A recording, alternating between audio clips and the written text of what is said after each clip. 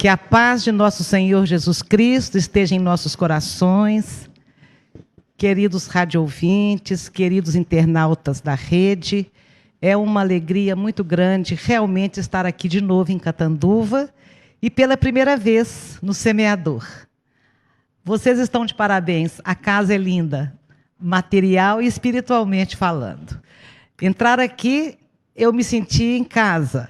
É como se eu estivesse lá em Pedro Leopoldo, no Luiz Gonzaga.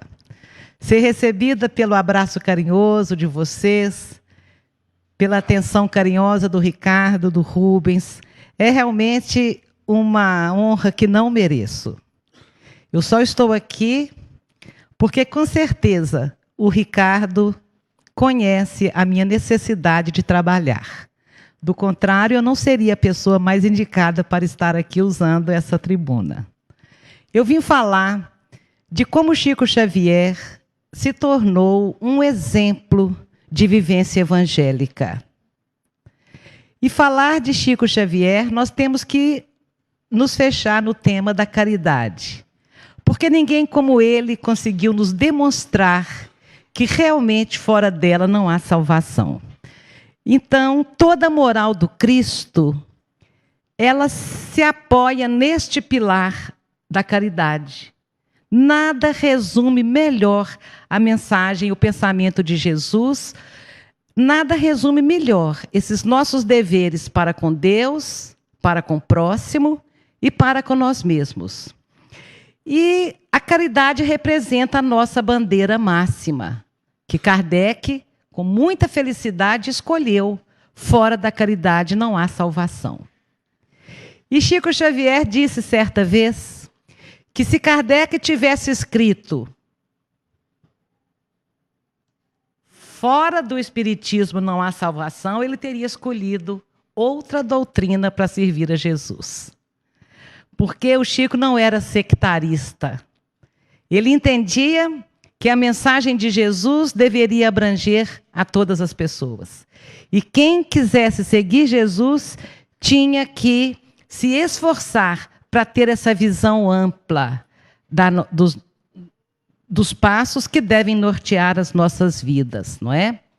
E então, esta bandeira, gente, foi a bandeira, essa bandeira da caridade, foi a bandeira que protegeu a doutrina espírita ao nascer lá na França iluminista.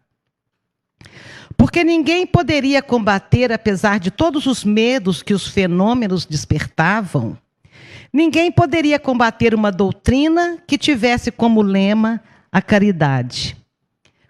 Este princípio constrangeria qualquer ataque.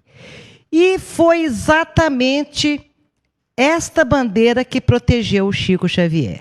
Se em 8 de julho de 1927, o Chico psicografou pela primeira vez, iniciando aí o seu mandato mediúnico, logo 2 dias depois, aparece iluminando o quarto dele a Rainha Santa, lhe pedindo que fosse distribuir pães. E ele dizia para ela, como que posso distribuir se eu não tenho nem para a nossa família lá em casa? Mas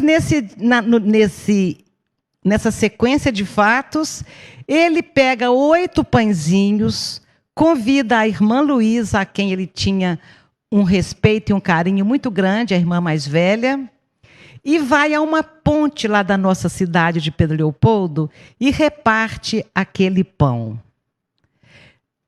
Começa aí a parte mais importante que a doutrina teve para se defender lá em Pedro Leopoldo. Porque foi na beneficência que Chico se transforma no evangelho vivo que ele se transformou. A Igreja Católica da minha cidade tinha um serviço de alto-falante muito forte. E o padre ia para o alto-falante e falava muito mal da doutrina espírita. Falava que reencarnação não existe, que os mortos não voltam, que nós nos salvaremos pela graça e não pelas obras, que o inferno existia. Ele falava muito mal dos princípios básicos da nossa religião, mas de Chico Xavier ele não falava. Não havia o que atacar. A bondade e a humildade do Chico eram desconcertantes. Então, quando foi fazer o filme Chico Xavier, que nós tivemos a honra de sermos convidadas para fazer a prece inicial para todo o elenco, e eu tentando interferir em algumas coisas, nós conseguimos enfiar no filme uma cena mais linda, que é quando o Chico se despede do Monsenhor Sebastião Scazello, que tinha sido um benfeitor espiritual e material na vida do Chico. E o Chico chega perto do Monsenhor e diz: eu descobri que não sou louco, eu descobri que eu sou médium. E eu vim me despedir do Senhor porque agora eu vou ser espírita. A minha religião agora é o espiritismo. E o padre disse a ele: meu filho, você é muito jovem para tomar uma atitude tão séria na sua vida. Porque naquela época, se desligar da Igreja Católica era algo muito forte, muito forte. E se desligar era complicado. Então o padre fala com ele, ele fala: não se preocupe, eu sei exatamente o que devo fazer daqui para frente. Eu vim cá para o Senhor me abençoar. E o padre o abençoa. E ele sai andando, quando o padre o abençoa, emocionado. Ele ajoelha nos pés do padre, o padre o abençoa. E fala: vou pedir a Nossa Senhora que te cubra de bênçãos. O Chico se levanta e vai andando, e na porta o Chico vira para trás, para olhar pela última vez o seu benfeitor. E quando ele olha para trás, o padre estava com a mão no rosto e sorrindo. Aquele sorriso significava: graças a Deus agora ele encontrou um local que vai trabalhar melhor esses fenômenos que ele vive relatando aqui para mim. Os fenômenos da mediunidade. Então, o filme mostra um padre atacando o Chico. E nós tivemos que esclarecer isto. Não era o padre de Pedro Leopoldo. O padre de Pedro Leopoldo foi, inclusive, diretor do colégio que eu trabalhei dando aula de química a minha vida toda. E no dia 15 de novembro de 1980, o padre de Pedro Leopoldo estava na inauguração da Praça Chico Xavier, ao lado da prefeitura, cumprimentando o Chico, homenageando o Chico com a sua presença. Então, não existia essa questão violenta de perseguição, porque a bandeira da caridade, que protegeu a doutrina no seu nascedouro, é a mesma bandeira que protegeu Chico Xavier e é a mesma bandeira que protege a casa espírita. É a mesma bandeira que protege todos os médiuns. Porque a mediunidade não é para amadores. Entrar para uma reunião mediúnica é muito simples. Sair dela com o mesmo equilíbrio é que é o desafio de todos nós. E sem a prática da caridade, você pode até entrar para os fenômenos mediúnicos, mas o equilíbrio não fica estável se nós não aliarmos os fenômenos à prática. Então, lembrando disso, eu quero fazer uma pequena reflexão sobre aquela passagem evangélica que está anotada em Marcos, capítulo 12, versículo 41, onde Jesus comentava a maneira que as pessoas deixavam no gasofilácio a sua doação. E ele observa que as pessoas colocavam muito dinheiro, mas entra uma viúva e coloca uma moedinha. E Jesus ressalta que, de todas as pessoas, aquela viúva havia dado mais do que todos. Porque todos deram da sua abundância, mas aquela viúva deu do que lhe faltava, deu da sua indigência. Nosso querido conterrâneo Haroldo Dutra Dias nos esclarece que aquela moeda que a viúva coloca no gasofilácio valia 2 leptos. E 2 leptos hoje seria como se fosse 1/8 de centavo. Uma quantia insignificante aos nossos olhos, mas não aos olhos de Jesus. Porque ali ela estava doando tudo que ela tinha. Tudo que ela tinha. E nós vamos encontrar uma contabilidade que nos assusta. No livro Nas Pegadas do Mestre, de Vinícius, ele diz que a balança da divina justiça não pesa o que o ofertante dá. Ela aquilata o que ficou com ele depois que ele doou. Isso é que vai nos mostrar o valor das nossas dádivas. Então, quando Jesus fala que muitos dão da sua abundância, mas que o valor ele estava dando para quem deu da sua indigência, nós vamos lembrar que Chico Xavier, apesar de toda a fortuna que teria gerado para ele os direitos autorais dos milhares de livros de títulos escritos, ele morreu tão pobre quanto chegou aqui. Ele nunca ficou com nenhum tostão dos direitos autorais da sua obra. E extrapolando esta questão da indigência, quando a pessoa dá tudo o que tem, eu fico pensando que quantas vezes nós não recebemos das pessoas o carinho que queríamos receber, o afeto, o apoio. A gente não recebeu tudo o que a gente queria receber, mas a gente podia abrir o coração para receber os óbulos que essas pessoas conseguem nos dar. E elas nos dão muito pouco, muito menos do que gostaríamos. Mas elas estão nos dando tudo o que elas podem. Tudo o que elas têm para doar. Então, essa passagem também nos remete a isso.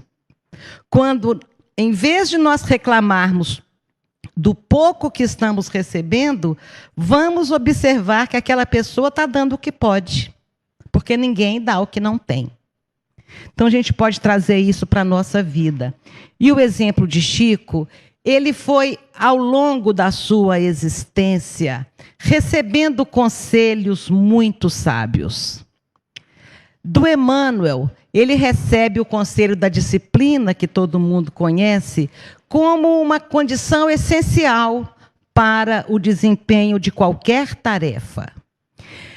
Mas Emmanuel, além deste conselho da disciplina, Emmanuel diz a ele o seguinte: se você quiser a minha assistência, você deveria, acima de tudo, procurar os ensinamentos de Jesus e de Kardec.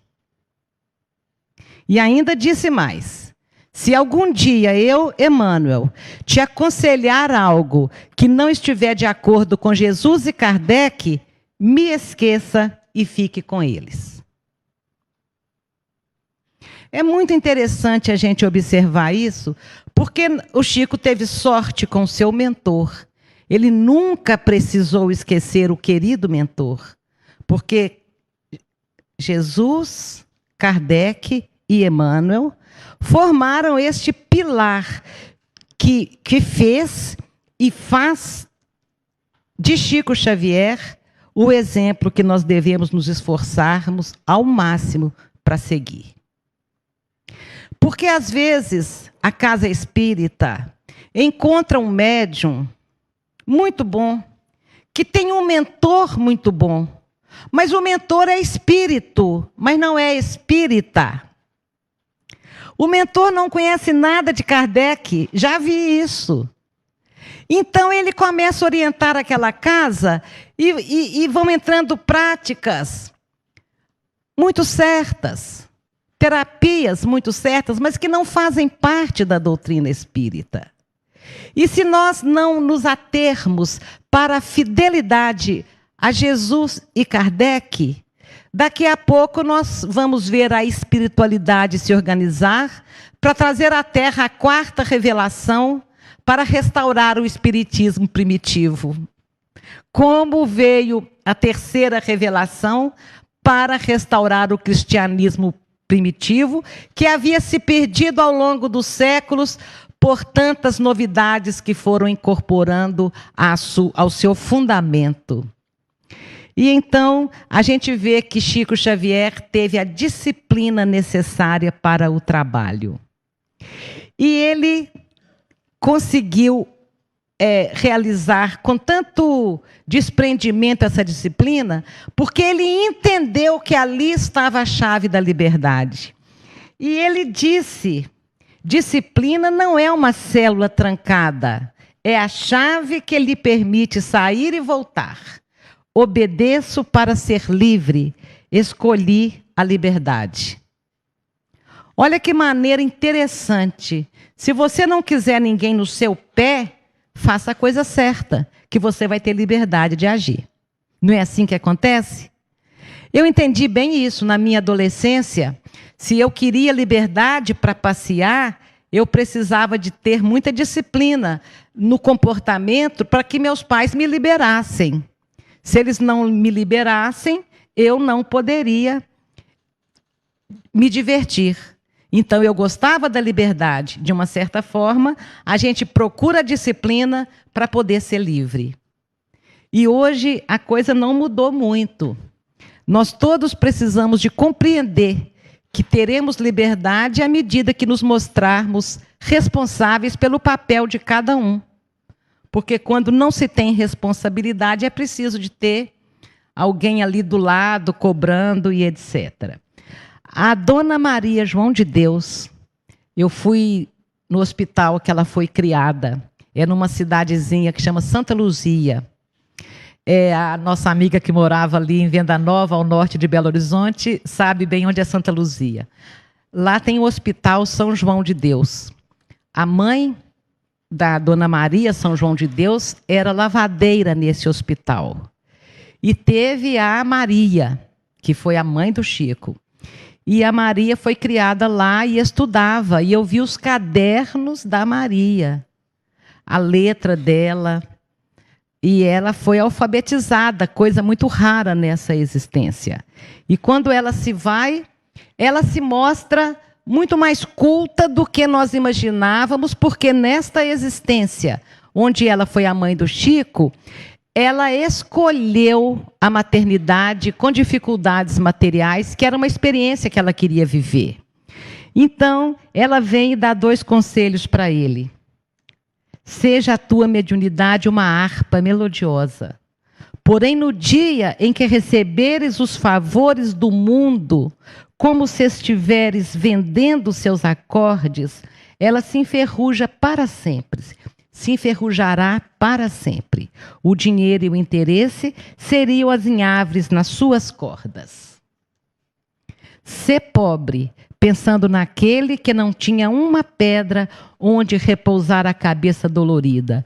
E quanto à vaidade, não guardes a sua peçonha no coração. Então, esse conselho desse desinteresse, foi um conselho que realmente também o Chico seguiu à risca, tornando esse modelo para nós, onde nós somos levados a focar o que realmente importa na nossa tarefa. Quando o Chico Xavier estava caminhando por uma praça na rua de Pedro Leopoldo, uma noite, ele vê uma turba de espíritos se aproximando dele e um deles dá um tiro no Chico.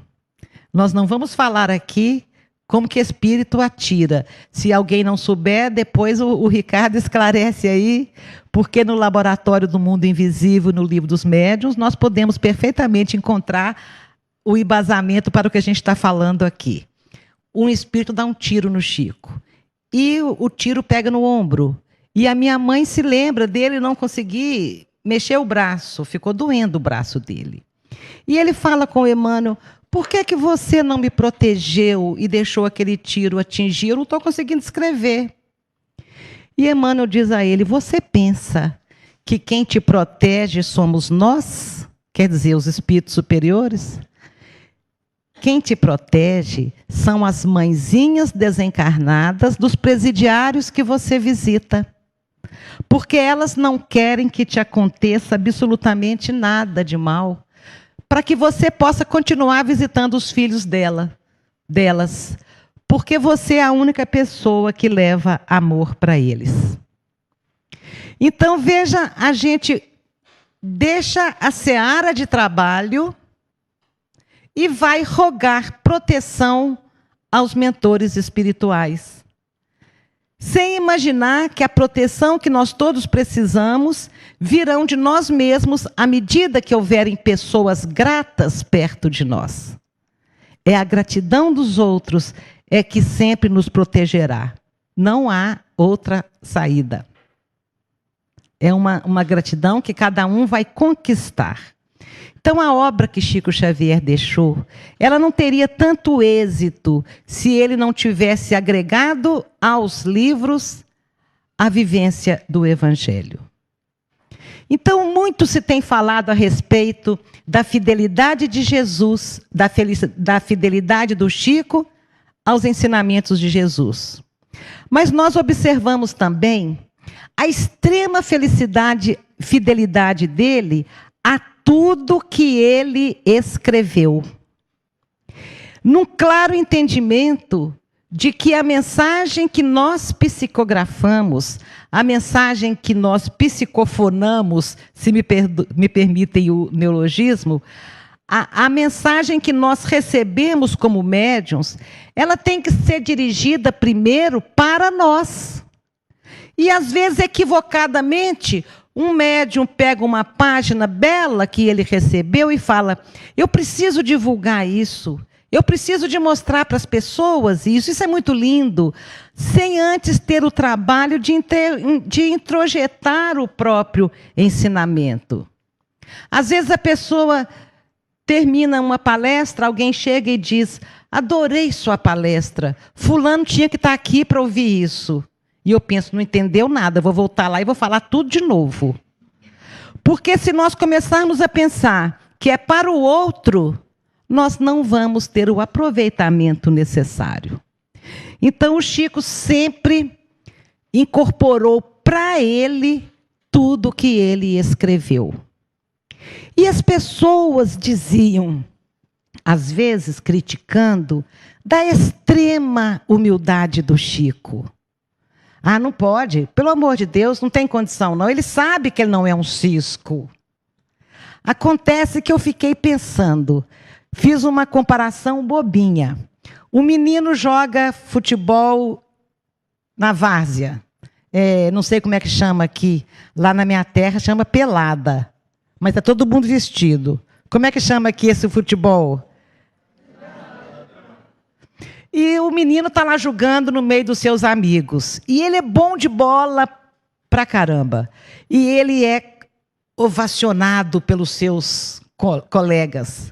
E um dia ele tem a oportunidade de ir na seleção jogar com o Neymar. E quando ele olha Neymar jogando, ele fala: eu não sou ninguém. Eu sou um cisco.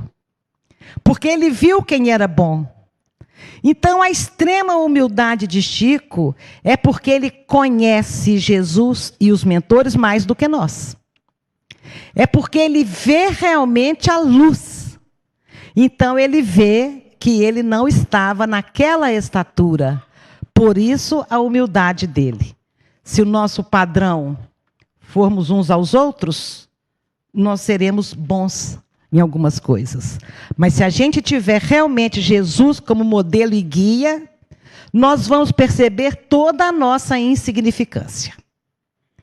Então, aonde que nós estamos colocando o nosso modelo? E o Chico Xavier chega numa penitenciária em São Paulo. Quem contava isso era a dona Terezinha Oliveira de Campinas, excelente professora da doutrina espírita. Ela conta, ela estava acompanhando o Chico. E o Chico vira para o diretor e pergunta assim, se referindo aos detentos, aos presidiários. Pergunta ao diretor: quantos somos aqui internados? Quantos somos os encarcerados? E aí alguém fala: ah, não, aí já está demais. Chico se misturar aos presidiários? Não, aí ele exagerou. Aí a gente vai lá no livro Hora Certa, de Humberto de Campos, Hora Certa, de autores diversos, e tem uma página de Emmanuel, e vamos ver se nós também não poderíamos nos incluir entre os presidiários. Olha quem que Emmanuel escreve que são os presidiários. Que somos presidiários das provações longas, somos os emparedados no peso das culpas inconfessadas, somos os presos aos processos de rebeldia, porque nós não queremos assumir os recursos que a vida nos dá para nos libertar. Somos os encarcerados no sofrimento, que a gente muitas vezes se recusa a sair. Somos prisioneiros da inconformação ou da angústia, porque nós não enxergamos a terapêutica do trabalho e do autoburilamento. Então, gente, diante disso que o Chico escreveu e guardou nele, nós somos ou não somos, todos nós reeducandos em processos regenerativos. Então, para compreender a humildade de Chico, nós temos que buscar lá na obra dele, porque ele tinha toda a razão de nos mostrar essa humildade. Tem uma história que passou-se com Chico, que ela é um parâmetro sensacional para a gente observar qual é realmente a nossa intenção. Qual é a nossa real intenção ao fazermos as coisas? Porque muitas das vezes nós não nos conhecemos. Por que que eu estou presenteando fulano? Qual é a minha real intenção ao dar este presente? Por que que eu estou convidando fulano para ir à minha casa? É pelo prazer de tomar um cafezinho, numa tarde fraternal? Ou é para que ela veja os meus linhos, as minhas porcelanas, a minha bela casa? Qual é a nossa real intenção dos nossos atos? E então aconteceu que em 1939, desencarnou o irmão de Chico, José Xavier, que era uma alma quase tão iluminada quanto a do Chico, só que ele se foi aos 33 anos. Apenas durante 11 anos, ele militou na doutrina espírita junto ao Chico.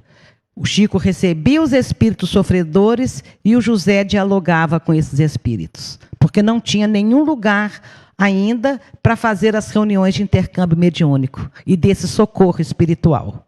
Então, eram os dois. E o José deixa uma viúva e 2 filhos, o Emanuel e o Renaud. O Renaud se desencarnou há pouco tempo. E o Emanuel Luiz, ele era paraplégico, deformado, uma figura até difícil de se ver, não era bonita de se ver, sofria 40 ataques epiléticos por dia. Tinha sido um juiz da Revolução e assinou com prazer muitos decretos de decapitação.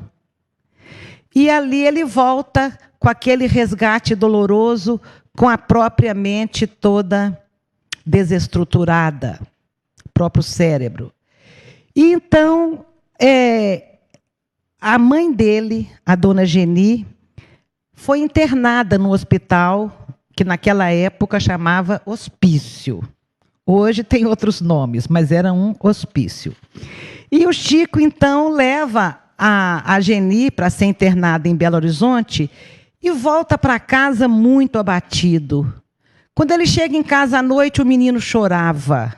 E ele se enternece de ver aquela criança naquele sofrimento e vê a ausência da mãe. E ele começa a orar, pedindo que os mentores viessem em socorro dele para dar a assistência necessária. E chega Emmanuel. Por que chora, Chico? Eu me enterneço de ver a minha cunhada internada em condições tão precárias. E eu fico muito triste de vê-la internada. E Emmanuel diz a ele, não é por isso que você fica triste, não. Você está chorando porque o seu orgulho está ferido. Você está chorando porque você tem sido instrumento de cura de muitos casos de obsessão. Você tem contribuído para a melhoria de muitos desequilibrados. E quando aprove ao Senhor que a aprovação viesse debaixo do seu teto, você fica amargurado. Você fica ferido. Porque você foi obrigado a recorrer à assistência médica, o que, aliás, é muito natural. E os sanatórios também são casas de Deus. Você não devia ficar tão triste. Chico fala, mas eu queria que ela voltasse depressa. E Emmanuel faz a pergunta que eu acho que o nosso anjo de guarda deve nos fazer todas as vezes que pedimos alguma coisa meio estranha. Emmanuel faz a pergunta para ele, Chico, nós estamos aqui para rasgar ou para cumprir o nosso processo reencarnatório? É para rasgar ou é para cumprir? E Chico fala para cumprir. Então, pronto. Então é para cumprir. Mas o Chico continua chorando e Emmanuel fala, por que você continua chorando? Você já não compreendeu? E ele continua chorando porque pela resposta do Emmanuel ele percebe que a situação da cunhada era muito mais grave do que ele pensava. Então ele fala com Emmanuel assim, e eu consigo enxergar o rosto do Chico dizendo para Emmanuel isso. Ele era jovem ainda. Eu estou chorando porque, afinal de contas, o senhor precisa de saber que eu considero a minha cunhada como se fosse minha verdadeira irmã. Para que ele falou isso? Pediu. Porque Emmanuel falou para ele, muito me admiro, porque muito antes dela estar na casa de saúde, você tinha lá pelo menos 300 irmãs. E eu nunca te vi chorando por nenhuma delas. Internadas na mesma casa de saúde, a sua dor não é maior do que a dos outros. A sua dor é do mesmo tamanho da dor de qualquer família que tem um doente psiquiátrico, um doente mental. E agora vem o ensinamento para as nossas vidas. Se você quer seguir a doutrina que professa, ao invés de chorar por ela, você tome o lugar dela ao lado da criança doente, precisando de calor humano. Substitua a nossa irmã, porque é assim que você vai exercer a verdadeira caridade. Então, olha que coisa interessante. O primeiro aspecto que eu gostaria de dizer é que o Emmanuel se mostra aqui super rígido, não é? E não é com essa fama que ele passou para a história. É com essa fama. Mas em Uberaba, uma noite, Chico me deu um presente que eu não consegui transferir a imagem dele para esse arquivo do PowerPoint. Foi incompetência minha. Eu tenho 33 sobrinhas, mas nenhuma estava em casa na hora. Então eu tive que ficar só contando a história sem mostrar a imagem. O Chico me deu um presente. Olha, minha filha, aqui um recadinho do Emmanuel para mim e me entregou. Era como se ele quisesse que eu dissesse o que eu vou dizer agora. No recado, Emmanuel, no meio da reunião mediúnica, já quase de madrugada, Emmanuel fala, meu filho, que Jesus te abençoe, os trabalhos já estão quase terminando, etc, etc. Era um carinho de pai. Era um carinho, aguenta firme mais um pouquinho, nós já estamos quase terminando as tarefas da noite. Sendo que o Emmanuel que a gente conhece diria, você parou por quê? Acabou ainda não, vamos trabalhar mais. E aquele Emmanuel carinhoso, aquele Emmanuel terno, aquele Emmanuel que elogiava, o Chico não contava para nós.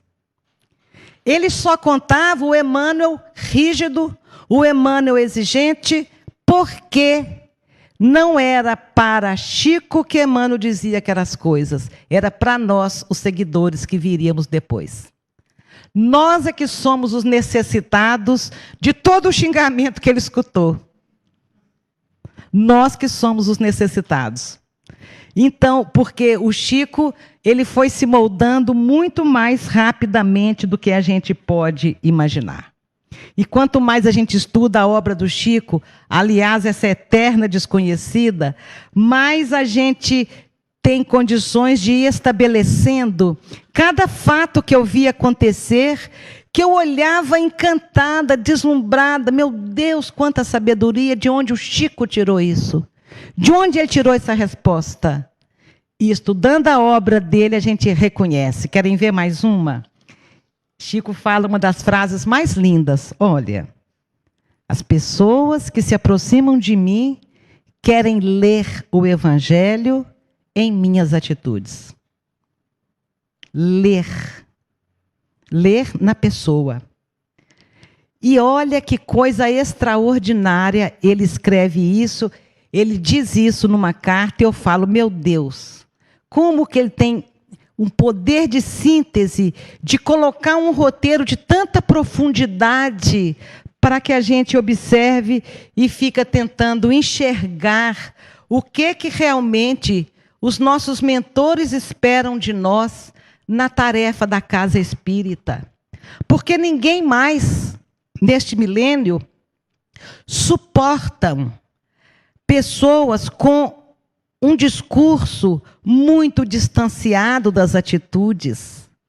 As pessoas querem ver coerência no que a gente faz, porque antigamente podia ser faz o que eu mando, mas não faz o que eu faço. Mas hoje não é mais dessa forma. Hoje nós queremos ver coerência evangélica.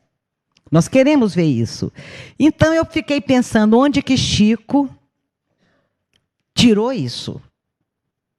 E aí nós vamos encontrar um diálogo de Mateus com Levi, onde o Mateus, que ainda... Mateus com Levi, vocês não me corrigiram, não? Vocês não estão vendo que eu falei errado? Levi recebe o nome de Mateus, não é isso? E Levi conversava com Jesus. Depois você corta esse pedacinho para mim. E Jesus manda que eles vão pregar. Aí Levi fala a Jesus, os saduceus levam rolos preciosos para recorrer, para consultar, contando os princípios ali que eles abraçam. Quando eles vão divulgar esses princípios, eles consultam esses rolos. Os gentios têm milhares de pergaminhos com as suas convicções filosóficas. Os gregos, os egípcios, todo mundo tem algo anotado para se basear. E o evangelho ainda não existia, com aquelas passagens. E nós, Jesus, o que é que nós vamos levar? Então Jesus diz a ele, muitos se valem das coisas escritas. É válido. No entanto, o melhor material de exposição da Boa Nova reside em nós mesmos. O melhor material de divulgação somos nós, a nossa conduta. E Jesus continua, o próximo consultará a mensagem do Pai em nossa própria vida, através dos nossos atos e das nossas palavras, através das nossas resoluções e das nossas atitudes. Ali eles querem ler o Evangelho. E Jesus finaliza, a escrita do Evangelho é o próprio coração do discípulo. Por isso Chico disse, as pessoas querem ler em minhas atitudes o Evangelho. Então nós não nos cansaremos de dizer nunca da grande contribuição que foi Chico Xavier no entendimento do que vem a ser realmente a verdadeira religiosidade proposta por Jesus. Chico era severo, carinhosamente severo. Ele não abria mão do certo e do errado, mas ele não entrava em polêmicas. Ele não perdia tempo com polêmicas, nem pequenas nem grandes. Estava uma vez em Uberaba, chegou uma senhora, falou assim, Chico, me disseram que na minha última encarnação, eu fui a condessa fulana de tal. Aí Chico, que beleza! E a dona saiu toda feliz. Um senhor que estava do lado falou assim, ela foi a condessa tal? Chico falou, não. E por que você disse que ela foi? Ela está tão feliz, para que eu ia tirar a felicidade dela? Para que eu ia estragar a felicidade dela? O que isso muda? E então, esse que beleza era uma marca registrada com Chico, mas quem escutasse tinha que ficar esperto. Porque ele era procurado por muitas pessoas para dar opinião na psicografia daquelas pessoas. Então a pessoa chegava e falava assim: Chico, eu psicografei Emmanuel, Bezerra, eu psicografei Meimei, eu psicografei Euripides Barçanufo, Viana de Carvalho, olha aqui se é eles. E como é que Chico ia fazer? Não é não ou é? Como é que ele ia fazer? Então ele só falava assim: que beleza, meu filho. E deixava a coisa daquele tamanho. Falando isso perto de um escritor que hoje deve estar no 20º livro, ele falou: nossa, Chico me falou que beleza. Numa coisa que eu mostrava para ele. Então, é muito interessante a gente observar também naquela história do Chico orando para a cunhada voltar, é o nosso hábito de terceirizar a nossa função. Nosso confrade, nosso irmão, nosso familiar está doente no hospital. Então você telefona e fala assim: fulano, eu estou orando em seu favor, viu? Estou aqui fazendo vibrações por você. Mas você é incapaz de ir lá ver se ele está precisando de uma maçã, conversar um pouquinho, aplicar um passe. Você terceiriza a sua obrigação. Oração não é isso. Oração não é pedir que a espiritualidade venha e faça por nós só o que só nós podemos fazer. Então a gente tem o hábito de terceirizar. Ó, fulano, eu estou orando por você, viu? Sei que você não está conseguindo pagar a sua conta de água, de luz, você está desempregado, mas estou orando por você. Não resolve muito, não é? Tem a nossa parte para a gente fazer. Então a gente fica observando essas condutas e vamos vendo em cada passagem da vida dele um aprendizado. Uma vez, o cachorro do Chico adoeceu. E ele saía do centro muito tarde e ia cuidar do cachorro, com maior desvelo, com maior carinho, pondo remédio na boca. E a irmã dele achou que o Chico estava muito cansado para cuidar daquele cachorro, que era muito sofrimento. E ajudou, matou o cachorro. Vamos colocar essa história no contexto da época, porque naquela época a própria medicina veterinária sacrificava os animais por qualquer coisa, não é? Se quebrasse uma pata, sacrificava, não tinha conserto. Depois que a medicina evolui para ter uma série de situações, não é? Mas naquela época não. E a irmã matou o cachorro porque ela achava que o Chico estava sofrendo, porque ela desconhecia que quem ama não sofre ao cuidar do objeto amado, da pessoa amada, do animal amado. Quem teve um parente doente no hospital, doença longa ou na própria casa, sabe disso. Esse cuidado gera cansaço, gera desgaste, mas sofrimento não. Inclusive, é um alívio enorme quando você fecha um caixão pensando: fiz tudo o que podia. E é uma tristeza incomparável quando você fecha um caixão e fala: não cuidei da minha mãezinha como eu deveria. Quem ama, cuida, e isso não é sofrimento. Mas a irmã pensava que era sofrimento, e embora as intenções tenham sido muito boas, o Chico ficou triste e, de certa forma, até magoado.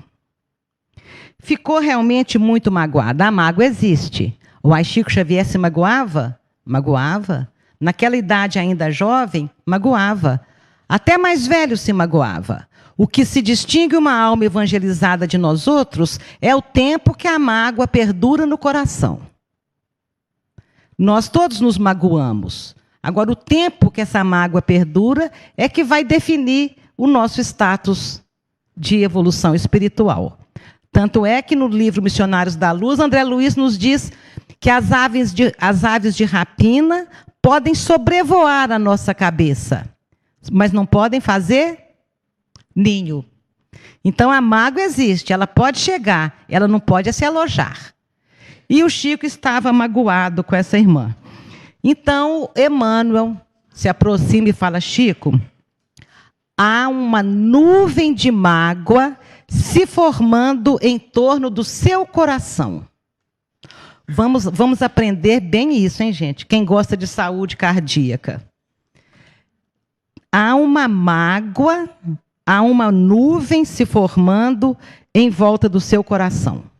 É essa questão que você se alimenta aí com a sua irmã.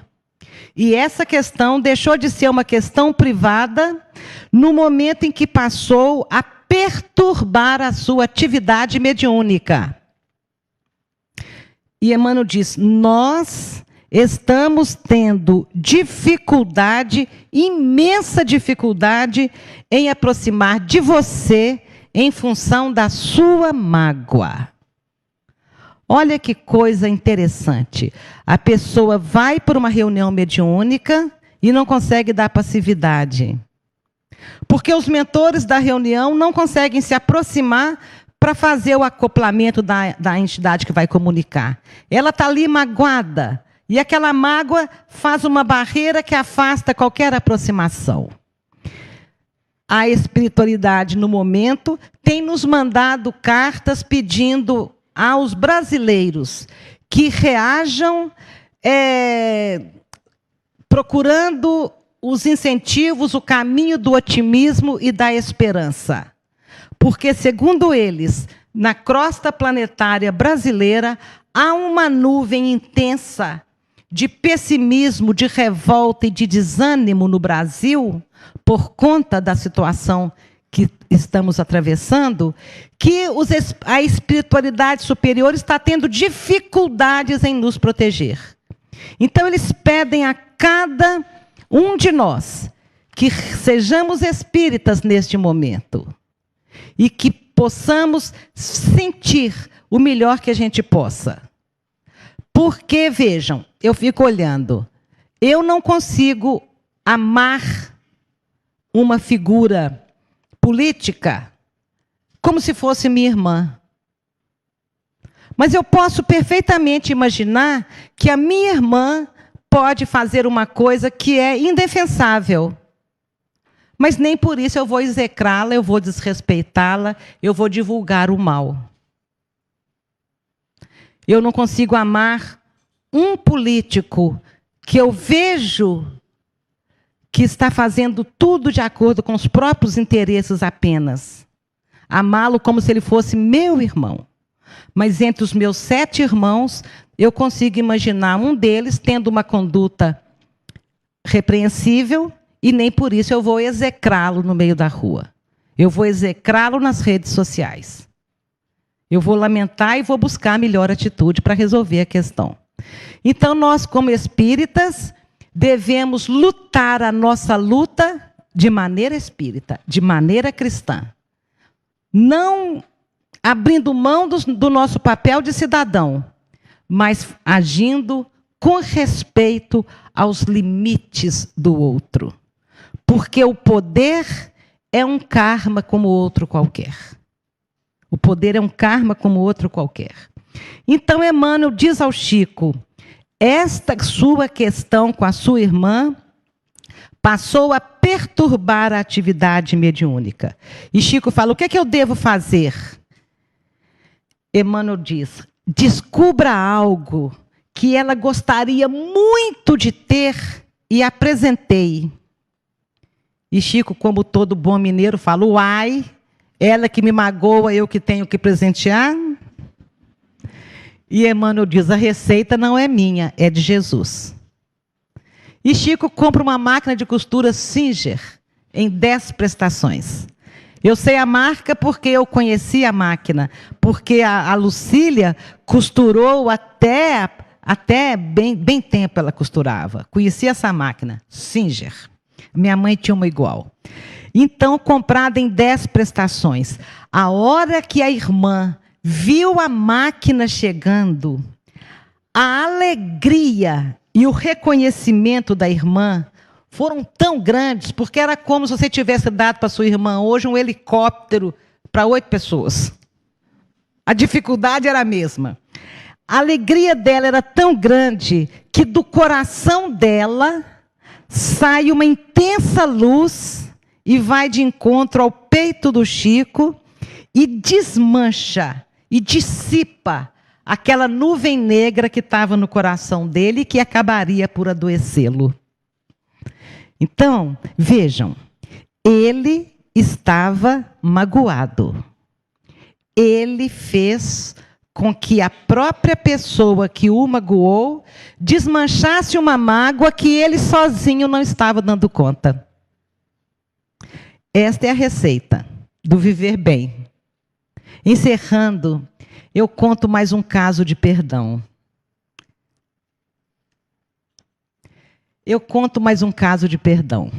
Foi a história de tudo que eu vivi com o Chico, que quando as pessoas me perguntam qual foi a maior lição que você recebeu ao conviver com o Chico tantos anos? E eu respondo com toda sinceridade, não me dei conta da intensidade da luz que brilhava ao meu lado. Não me dei conta. Foram muitos anos depois que eu fui compreendendo a grandeza daquela alma que a minha cegueira não me deixou perceber. Eu vi que ali existia uma pessoa extraordinária. Eu vi que eu estava diante do maior fenômeno mediúnico. Eu estava diante da maior antena psíquica da Terra. Mas eu não me dei conta de quem era aquela alma. Acho que nenhum de nós sabe a intensidade da luz. Mas, pessoalmente, ele me ensina sobre o perdão naquela cena do filme As Mães. Quem assistiu? As pessoas me diziam, o Chico falou aquilo com você? Ou foi aquilo ali a licença poética do filme? E eu dizia, uai, falou. E eu não tinha botado reparo que aquilo era uma coisa muito grave, muito enérgica para ser dita.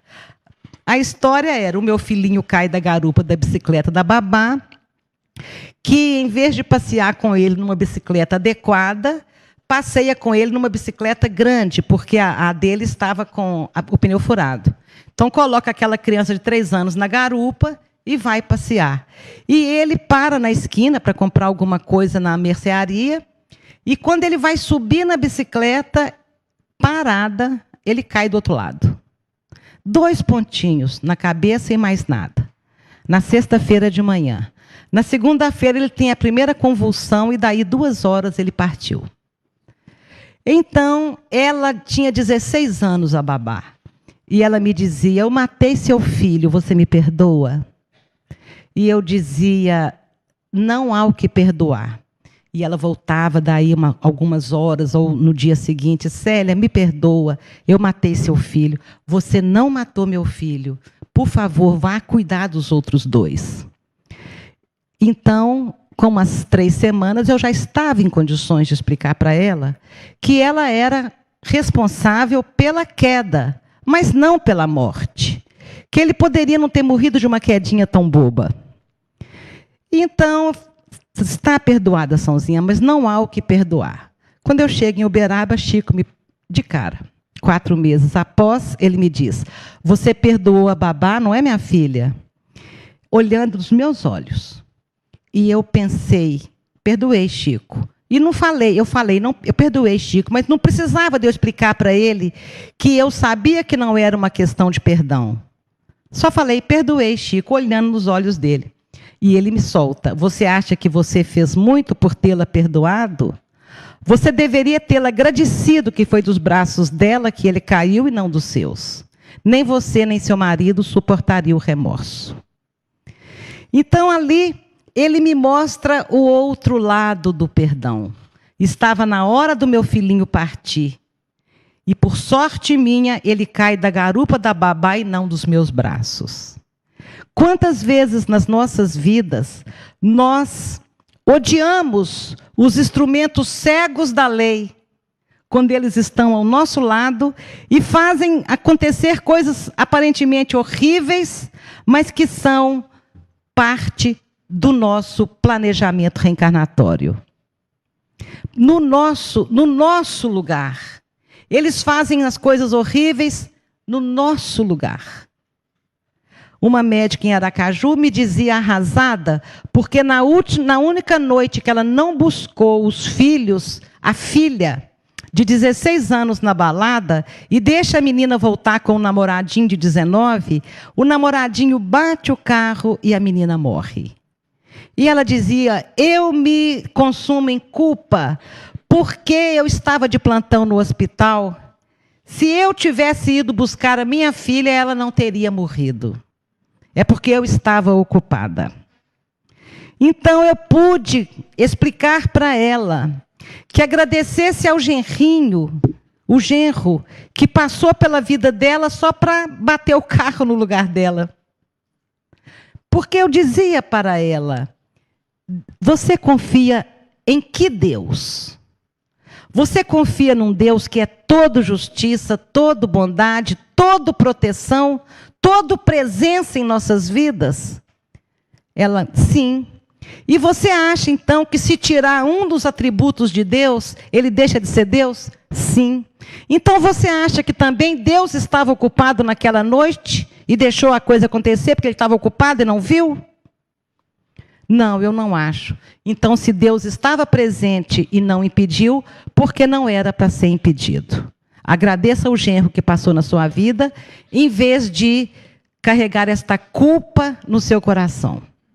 Então, são essas as histórias. Mas, como todo mundo estranhava a resposta do Chico, se eu achava que eu tinha feito muito, uma senhora me disse, mas isso não se fala com uma mãe aos 4 meses de luto, de ter perdido um filho. E eu não tinha absolutamente sentido que aquilo era um chamado enérgico, porque o Chico, quando tinha que ponderar alguma coisa conosco, fazia com tanto carinho, com tanta ternura, que realmente a gente não se sentia ofendido, nunca, jamais. E então eu não entendia por que passava-se daquela forma na cabeça das pessoas. 20 e tantos anos depois, agora, 30 anos depois, escrevendo um livro sobre este assunto, quando eu rememoro aquela cena, vem como um insight na minha cabeça, por que o Chico me deu aquela resposta? Porque ele não deu a resposta ao que eu disse. Chico sempre leu os nossos pensamentos mais profundos, sempre viu os nossos sentimentos. Na adolescência eu corria dele léguas, porque ele lia o nosso pensamento. Então, quando eu falei com ele, perdoei Chico, olhando nos olhos dele, eu estava dizendo, veja como sou magnânima, veja como sou justa. Era o meu orgulho filosófico e religioso que falava mais alto ali. Veja como eu entendo bem as leis que regem as nossas vidas e não culpei a babá da morte do meu filho. Então foi a essa predisposição íntima do orgulho de expor uma situação daquela forma, é que foi para o meu interior que ele respondeu. Não foi para o que eu disse. Então, a gente vai aprendendo. A gente vai aprendendo e confesso aos senhores, aprendi muito pouco. Aprendi muito pouco, aproveitei muito pouco daquela luz que brilhava ao meu lado. A alegria que eu tenho é que essa luz hoje continua brilhando cada vez mais ao lado de todos nós, os espíritas que tentamos realmente ajudar na construção deste país como coração do mundo e pátria do Evangelho. Muito obrigada. Muito obrigada. Muito obrigada.